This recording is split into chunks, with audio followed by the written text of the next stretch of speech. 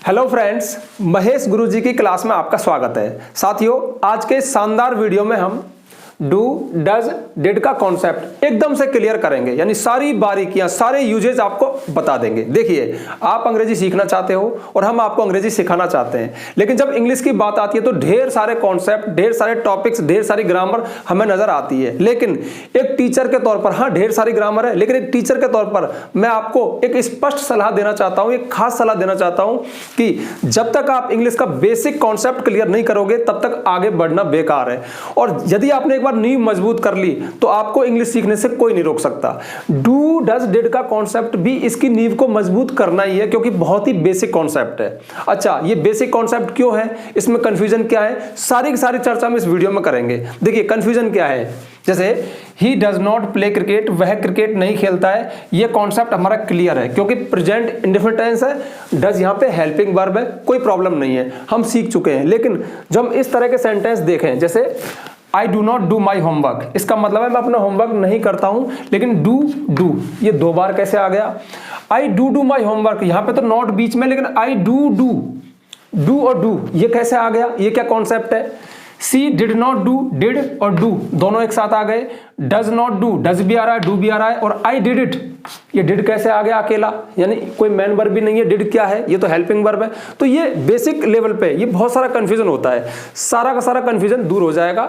इसके यूज हम man verb के रूप में देखेंगे, हेल्पिंग वर्ब के रूप में देखेंगे। इसके अलावा कुछ एक यूज तो हम ऐसे देखेंगे जो हो सकता है, मतलब उम्मीद करता हूं शायद आपने आज तक ना देखे हो। इसीलिए तो मैं कह रहा हूं कि डू डज डिड का कॉन्सेप्ट, जो बेसिक कॉन्सेप्ट है, पूरी तरह से इस वीडियो में क्लियर हो जाएगा। तो चलिए शुरू करते हैं। देखिए, ये जो लिखा हुआ है सब भूल भाल जाओ, अब तो बेसिक कॉन्सेप्ट पे आ जाओ, मतलब बिल्कुल बच्चे की तरह सीखो। देखिए, डू उसी तरह से एक मैन वर्ब है जिस तरह से एक ईट है। जैसे मैंने यहां पे लिखा ईट का अर्थ होता है खाना, ठीक है, कोई प्रॉब्लम है। प्ले का अर्थ होता है खेलना, एक मैन वर्ब है, एक एक्शन वर्ब है, कुछ होना बताया जा रहा है। उसी तरह से डू का अर्थ होता है करना, मतलब कुछ करना, तो डू करना एक क्रिया है, कोई प्रॉब्लम नहीं है ना। अच्छा, जब हम इनको टेंसेज में, जब वर्ब को हम टेंस में यूज करते हैं तो ये अलग अलग फॉर्म में नजर आती हैं, कभी फर्स्ट फॉर्म, कभी सेकंड फॉर्म, कहीं थर्ड फॉर्म, कहीं आईएनजी फॉर्म, कहीं एसईएस फॉर्म। तो मैंने एक वीडियो बनाया कि प्रत्येक वर्ब को हम टेंस में 5 फॉर्म में, 5 रूपों में देख सकते हैं। चलो और भी बेसिक हो जाएगा, मैं लिख देता हूं। जैसे माना मैं ईट को ही लिखूं तो eat first form, second form ate, third form eaten, fourth form eating, और fifth form singular form eats. उसी तरह से आप डू को भी रख सकते हो।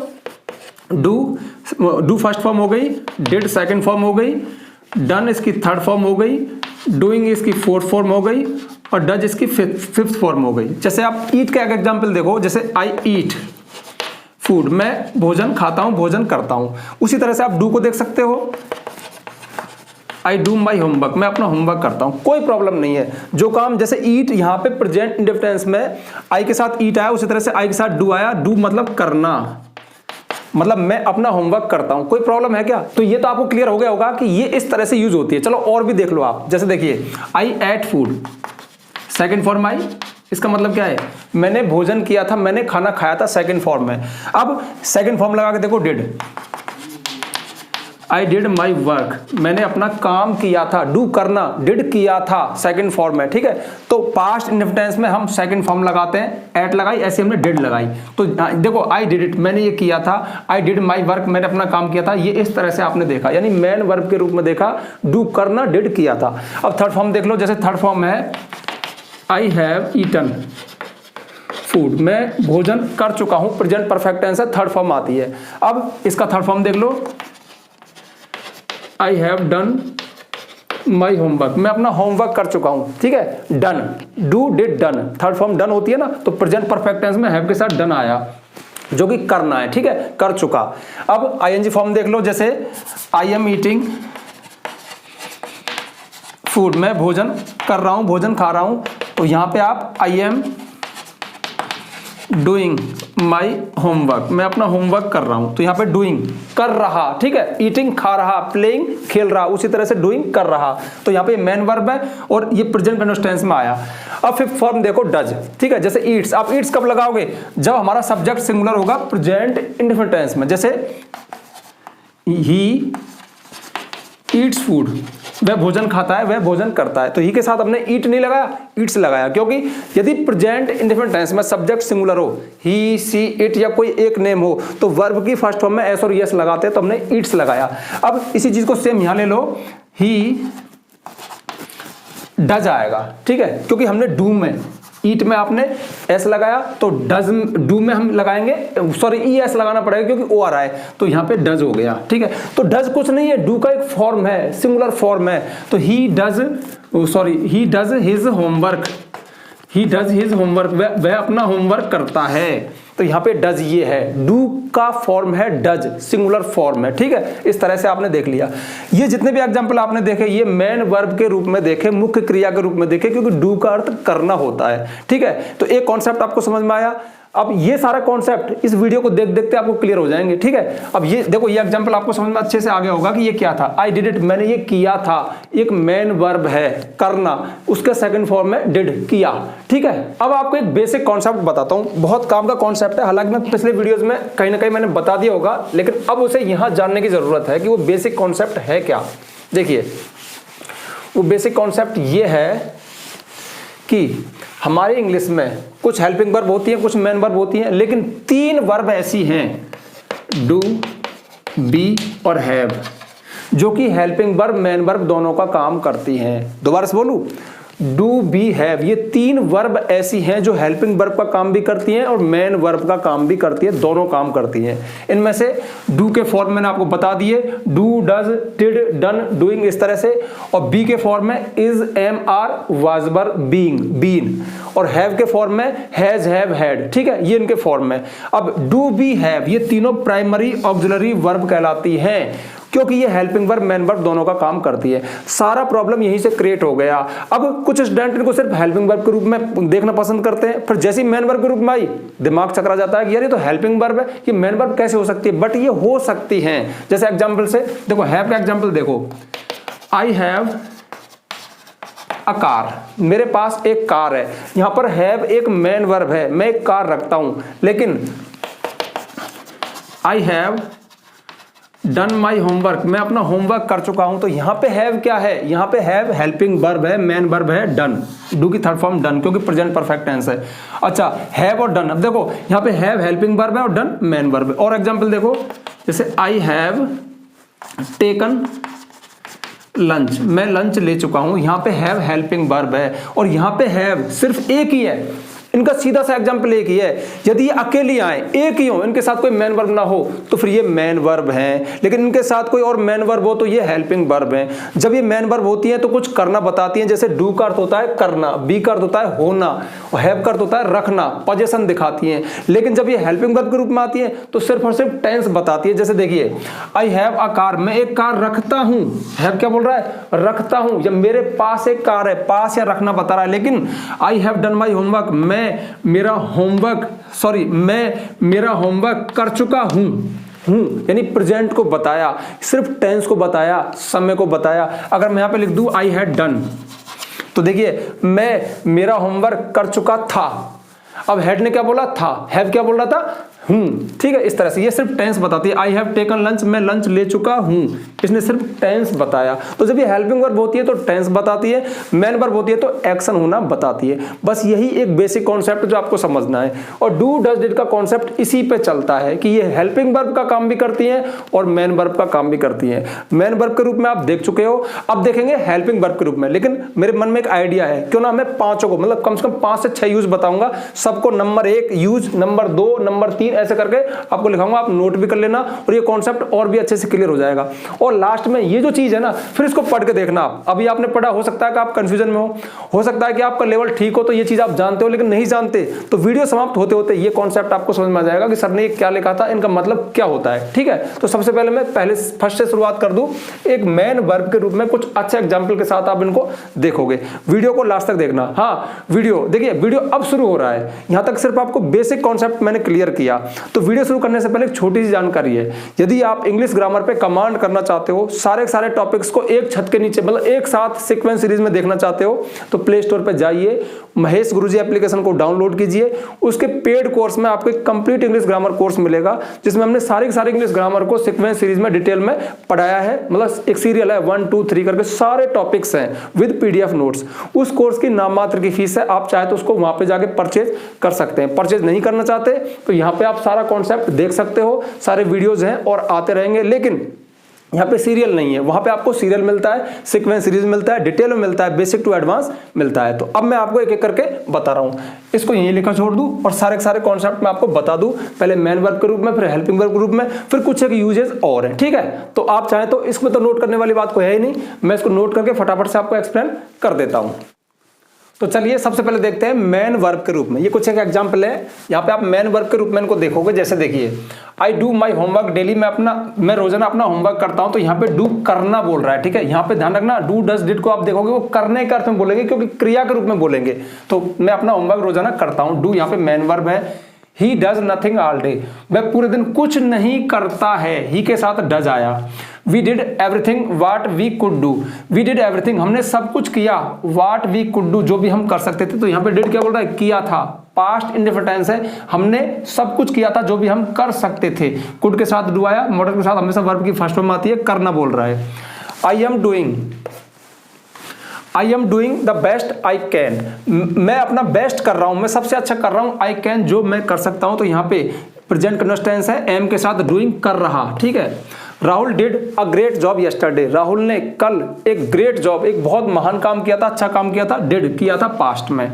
You have done a great job, you have done a good job, तुमने एक अच्छा काम किया है, प्रेजेंट परफेक्ट टेंस में, थर्ड फॉर्म आई डन। तो इस तरह से आपने यहाँ पे डू डज डिड डन को एक मेन वर्ब के रूप में देखा, एक क्रिया के रूप में देखा, एक एक्शन वर्ब के रूप में देखा, कुछ करते हुए देखा। अच्छा हाँ, देखिए मैं थोड़ा बेसिक भी ठीक ठाक लेके चल रहा हूँ। बहुत से हो सकता है कि बेसिक लर्नर्स ये सोच रहे हो कि डू कहाँ आता है, डज कहाँ आता है। तो भैया ये बहुत बेसिक कॉन्सेप्ट है।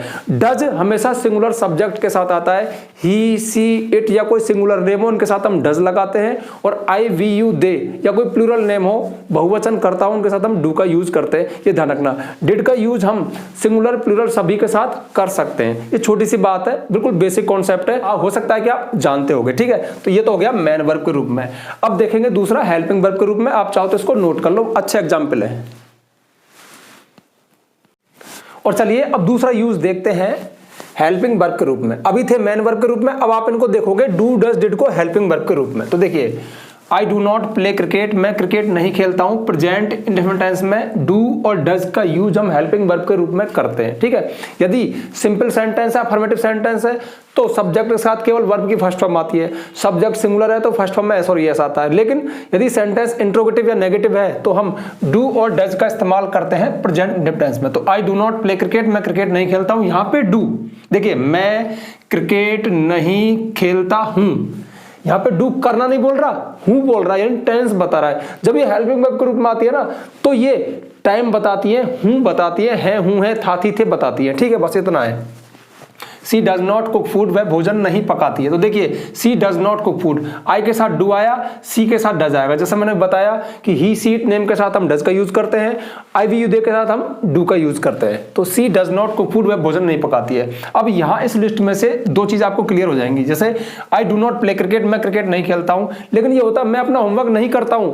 तो I do not do, I do not do my homework, यहां पे ये डू तो क्या है, हेल्पिंग वर्ब है। और ये डू करना, जैसे प्ले खेलना होता है ऐसे डू करना, तो मैं अपना होमवर्क नहीं करता हूं, ये हेल्पिंग वर्ब और ये मेन वर्ब। क्लियर हो गया होगा। इसी तरह से ये एग्जांपल देखो आप, she does not do her work, वह अपना होमवर्क, वह अपना काम नहीं करती है। तो देखिए, वह, अब डज यहां पे हेल्पिंग वर्ब है और डू क्या है, मेन वर्ब है। ठीक है, डू, ये डू करना बोलेगा और ये डू है बोलेगा। वह अपना काम नहीं करती है, इसने करना बोला, इसने है बोला। ऐसे ही मैं अपना होमवर्क नहीं करता हूं, तो मेरा होमवर्क नहीं करना, और यहां पे हूं, करता हूं, इसने करना बोला, इसने हूं बोला। बस यही अंतर ध्यान रखना। तो ये आपके देखो, ये क्लियर हो गया। ठीक है, ये वाला क्लियर हो गया, ये वाला क्लियर हो ही गया था पहले, अब ये भी क्लियर हो जाएंगे। जैसे देखो, डू यू लाइक मैंगोज, ये तो थे नेगेटिव सेंटेंस। इंट्रोगेटिव में डू यू लाइक मैंगोज, क्या तुम आम पसंद करते हो, तो यहाँ पे प्रेजेंट इंडेफिनिट टेंस की हेल्पिंग वर्ब है डू, और ये singular subject sorry plural subject तो डू आया।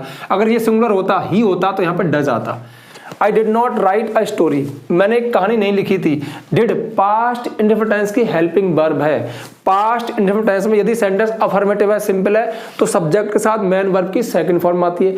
लेकिन यदि सेंटेंस इंट्रोगेटिव या नेगेटिव है तो हम हेल्पिंग वर्ब डिड का यूज करते हैं। तो यहाँ पे ये हेल्पिंग वर्ब है और ये था थी थे बोलेगी। जैसे मैंने एक कहानी नहीं लिखी थी, तो डिड ने क्या बोला, थी। अगर ये मेन वर्ब होता तो जैसे देखो आई डिड इट, मैंने ये किया था, तब ये करना बोलता है। जब ये हेल्पिंग वर्ब है तो ये था थी थे बोलेगी, पास्ट की हेल्पिंग वर्ब, ठीक है। तो मैंने एक कहानी नहीं लिखी थी, यहां पर ये हेल्पिंग वर्ब है। Why did you call me yesterday, तुमने मुझे कल क्यों बुलाया था, तो देखिए यहाँ पे ये हेल्पिंग वर्ब है, मेन वर्ब है कॉल, ठीक है। ये हेल्पिंग वर्ब है, मेन वर्ब है राइट। ये हेल्पिंग वर्ब है, मेन वर्ब है लाइक। ये हेल्पिंग वर्ब है, मेन वर्ब है कुक। ये हेल्पिंग वर्ब है, मेन वर्ब है प्ले। अब एक और एग्जांपल देखो, सी डिड नॉट डू इट, यहाँ पे डिड और डू कैसे आ गए, तो देखिए सी डिड नॉट डू इट, यहाँ पे ये हेल्पिंग वर्ब है, ये मेन वर्ब है। उसने ये नहीं किया था, ठीक है, ये पास्ट टेंस की हेल्पिंग वर्ब है, तो उसने ये नहीं किया था, ये करना है, ये था है, ठीक है। और एक खास बात, इसको आप नोट कर लेना, अगर बेसिक लेवल पे है तो डू डज डिड के साथ हमेशा मेन वर्ब की फर्स्ट फॉर्म ही आती है, एस वगैरह सेकंड फॉर्म नहीं आती। कहने का मतलब है, देखिए डिड के साथ फर्स्ट फॉर्म, डिड के साथ फर्स्ट फॉर्म, डू के साथ फर्स्ट फॉर्म, डज के साथ फर्स्ट फॉर्म, डू के साथ फर्स्ट फॉर्म, ठीक है। ये कॉन्सेप्ट बिल्कुल दिमाग में रखना। अब बढ़ते हैं आगे, आप चाहो तो इसको नोट कर लो।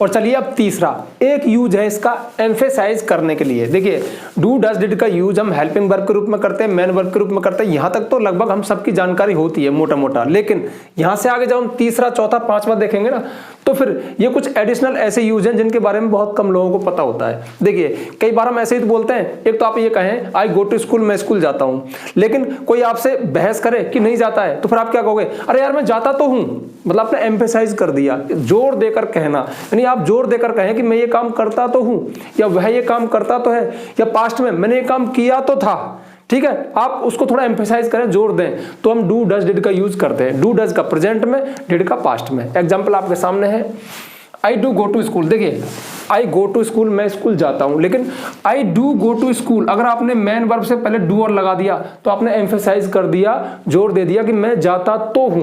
या फिर तो हूं मत लगाओ, मैं जाता हूं, मैं जाता हूं, मतलब आप प्रेशर देके बोल रहे हो, आप जोर देके बोल रहे हो, तो यहाँ पे ये एम्फेसाइज के अर्थ में आया, ठीक है। इस तरह से यहाँ पे मेन वर्ब से पहले हम डू डज का यूज कर देते हैं। अगले सेंटेंस में, हाँ देखो एक चीज और क्लियर हो जाएगी, आई डू माई होमवर्क, ये भी आपका क्लियर हो गया, ये तो हो ही गया था। आई डू माई होमवर्क, मैं अपना देखो आई डू माई होमवर्क, मैं अपना होमवर्क करता हूं, लेकिन आई डू माई होमवर्क, मैं अपना होमवर्क करता तो हूं, तो ये डू तो है मेन वर्ब करना, और ये डू क्या है, एम्फेसाइज कर रहा है, जोर देके बता रहा है, जैसे ये कर रहा था आई डू गो, मैं जाता तो हूं। तो सी डज डू हर होमवर्क, वह अपना होमवर्क करती तो है। अब देखिए सी के साथ हमने डज क्यों लगाया, क्योंकि सी के साथ डू नहीं डज आएगा। लेकिन ध्यान रखना, जैसे अगर एक ही सेंटेंस होता, ये मेन वर्ब तो ये है ना, ये तो एम्फेसाइज कर रहा है, अब यहाँ पे डू नहीं आता, डज आता। सी डज हर होमवर्क, में अपना होमवर्क करती है, लेकिन आपने डज का यूज किया एम्फेसाइज के लिए, तो डज दो बार नहीं आएगा।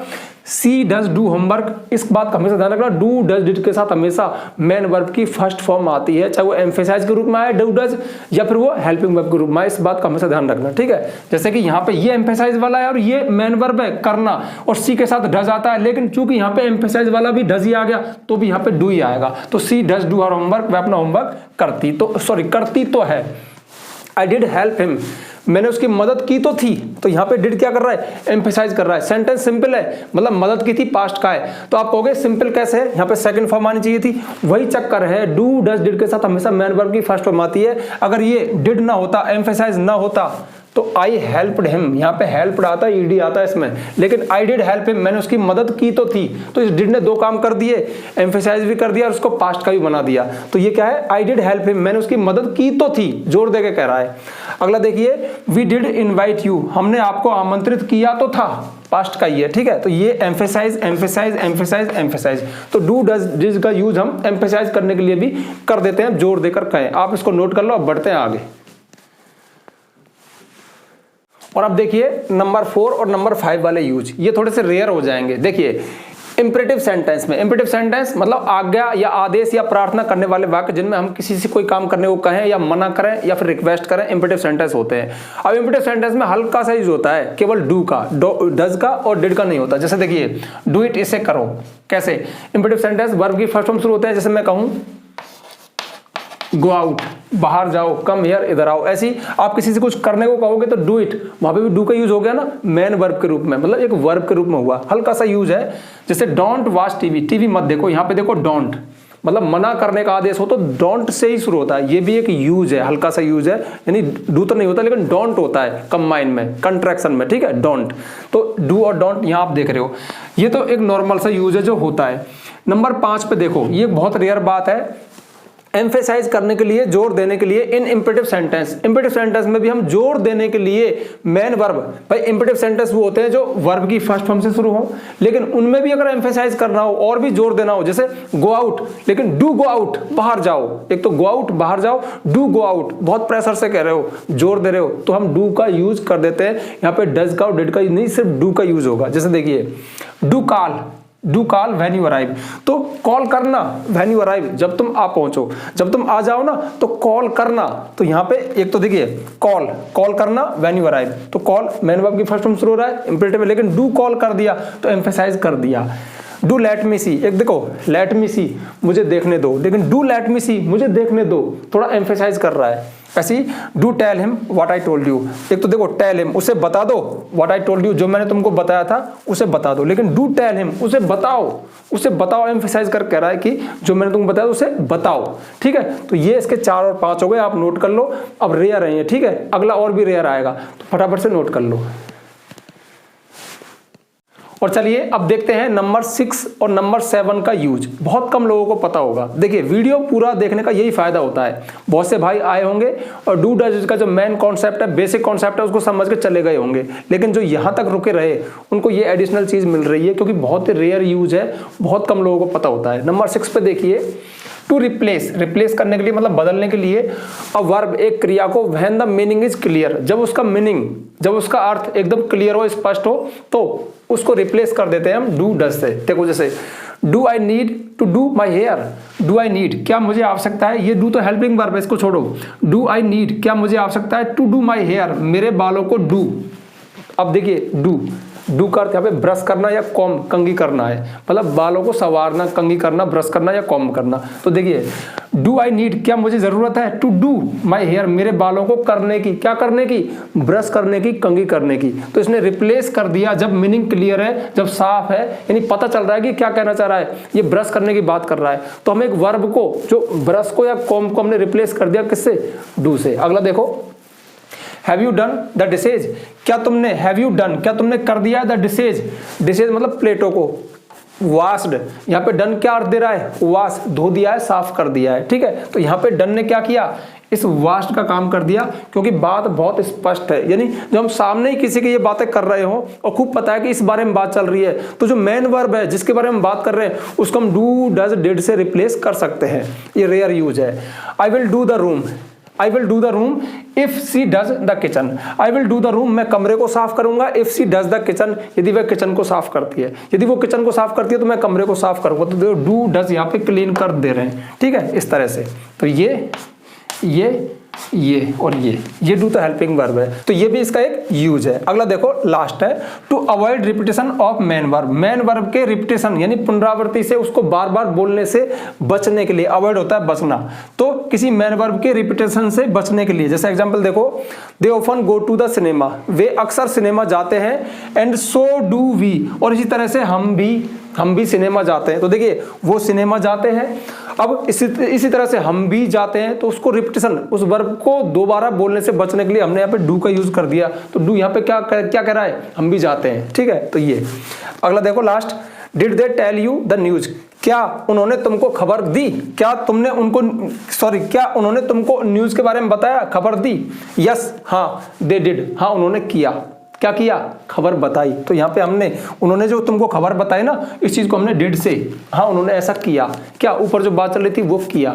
ठीक है, क्या तुम स्कूल जाते हो, do you go to school, yes I do, हाँ मैं जाता हूं, आप ऐसे बोल सकते हो। तो ये बहुत मस्त मस्त यूज है जो बहुत कम लोगों को पता होते हैं। तो ठीक है भाइयों, ये थे डू डज डिड के सारे यूज और बेसिक कॉन्सेप्ट मैंने आपको बिल्कुल ईमानदारी से, बिल्कुल ऑनेस्टली एकदम से क्लियर कर दिया। ठीक है, और यदि आप यहां तक वीडियो में रुके रहे तो हर बार की तरह से मुझे अच्छा लगता है, सर हमने लास्ट तक देखा, यानी कौन कौन लोग हैं जो वास्तव में इंग्लिश को बिल्कुल गहराई से, जड़ से सीखना समझना चाहते हैं। तो आप जल्दी से वीडियो को लाइक कर दो, ज्यादा ज्यादा शेयर किया करो, हर वीडियो में कहता हूं शेयर किया करो, बहुत अच्छे कॉन्सेप्ट है, सबके पास पहुंचने चाहिए। और यदि आप चैनल पे नए आए हो तो चैनल को सब्सक्राइब करना, बेल आइकन प्रेस करना, ताकि आपको आने वाले वीडियोस के नोटिफिकेशन मिल जाए। आज के लिए बस इतना ही, मिलते हैं नेक्स्ट वीडियो में नेक्स्ट टॉपिक के साथ, तब तक के लिए बाय।